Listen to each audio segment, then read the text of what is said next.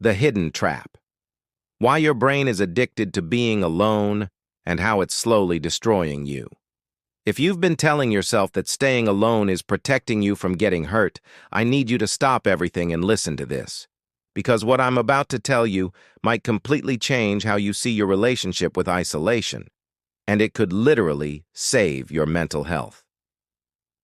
The comfort zone. That's actually a prison. Here's the brutal truth nobody wants to hear.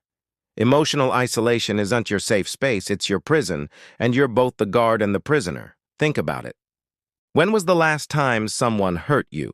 Maybe they rejected you, betrayed your trust, or just didn't show up when you needed them most. Your brain, trying to protect you, whispered, "See?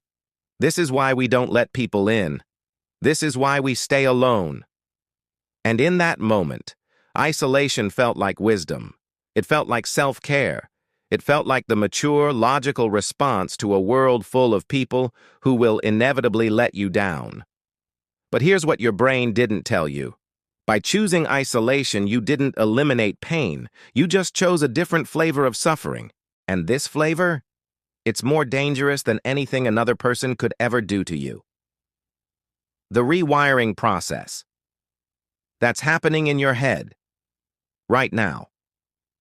Every single day you spend in emotional isolation, your brain is literally rewiring itself. Neuroscientists call this neuroplasticity, your brain's ability to change its structure based on repeated experiences. When you consistently choose solitude over connection, your brain starts building highways to isolation and letting the roads to connection crumble. It's like having a muscle you never use. Eventually, it atrophies. Remember when you used to be able to call a friend without overthinking it for 3 hours? Remember when meeting new people felt exciting instead of exhausting? That wasn't a different version of you. That was your connection muscles being strong and healthy. Now, every social interaction feels like running a marathon when you haven't exercised in years. Your brain has literally forgotten how to be around people without feeling drained, anxious, or overwhelmed. The echo chamber. That's amplifying your worst thoughts. But the physical rewiring is just the beginning. The real danger of isolation lies in what happens to your thoughts when they have nowhere to go but back to you. Imagine shouting in an empty room. Your voice bounces off the walls and comes back to you, over and over, getting distorted each time. That's exactly what happens to your thoughts in isolation. That voice in your head that says, "You're not good enough." In isolation, it gets louder. The thought that everyone will leave you eventually. It becomes gospel truth when there's no one around to challenge it. Your anxiety, your self-doubt, your fear, they all get amplified in the echo chamber of your isolated mind. Without other perspectives to balance your inner dialogue, you lose the ability to see yourself clearly. You become like someone trying to cut their own hair using only one mirror. You can't see the back of your head, you can't see the whole picture, and you end up making it worse. The addiction cycle that keeps you trapped. Here's where it gets really insidious. Isolation doesn't just feel safe, it becomes addictive. And like any addiction, it follows a predictable cycle that gets stronger each time you go through it. First, there's the trigger. Maybe someone cancels plans, or you have an awkward conversation, or you just feel overwhelmed by social demands. Then comes the isolation fix. You withdraw, you cancel your plans, you stop responding to texts. Initially, there's relief. The pressure is off. You don't have to perform or pretend or worry about saying the wrong thing. Your nervous system calms down, and your brain releases a small hit of relief chemicals. But then, like any drug, the effect wears off. The loneliness creeps in. The silence becomes deafening. Your thoughts start spiraling. So what do? You tell yourself you need more isolation. "I just need some more time alone," you say. "I'm just not ready for people yet." And the cycle deepens. Each time you choose isolation over connection, you're essentially training your brain to believe that people are the problem and solitude is the solution. You're reinforcing neural pathways that make isolation feel like home and connection feel like enemy territory. fighting against millions of years of evolution. But here's what makes this especially tragic. By isolating yourself, you're literally fighting against your own biology. Humans didn't survive as a species because we were the strongest or the fastest. We survived because we learned to work together, to support each other, to regulate our nervous systems through connection with others. Your nervous system is designed to co-regulate with other human beings. When you're stressed, being around calm, supportive people literally changes your physiology. Your heart rate slows, your cortisol levels drop, your breathing deepens. But when you're chronically isolated, your nervous system gets stuck in a perpetual state of mild threat detection.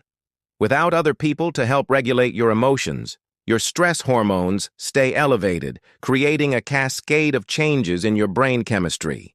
These changes make you more suspicious of others, more likely to interpret neutral facial expressions as threatening, more prone to assuming the worst about people's intentions. It's like wearing glasses that make everything look dangerous. Suddenly, the world seems scarier than it actually is.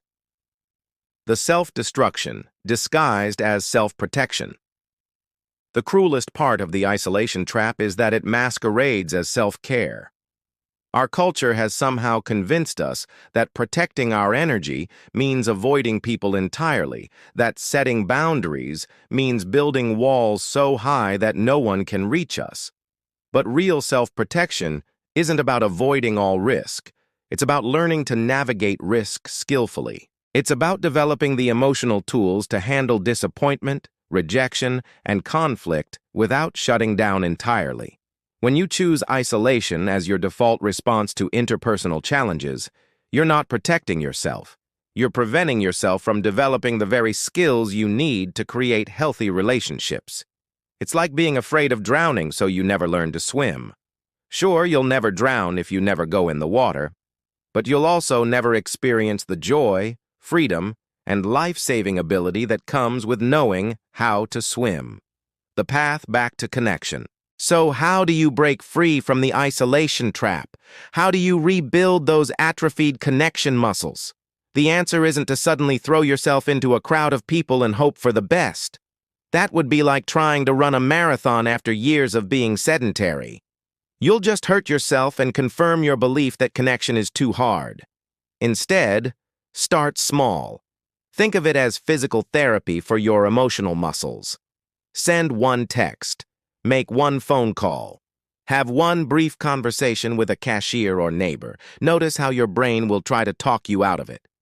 Notice how it will present 1,000 reasons why today isn't the right day, why you're not ready, why it's safer to wait. That voice isn't wisdom. It's your addiction talking. The truth about safety and risk. Here's the final truth I want you to understand. Isolation isn't actually safer than connection. It just feels safer because you're in control of the pain. When you isolate, you choose the timeline of your suffering.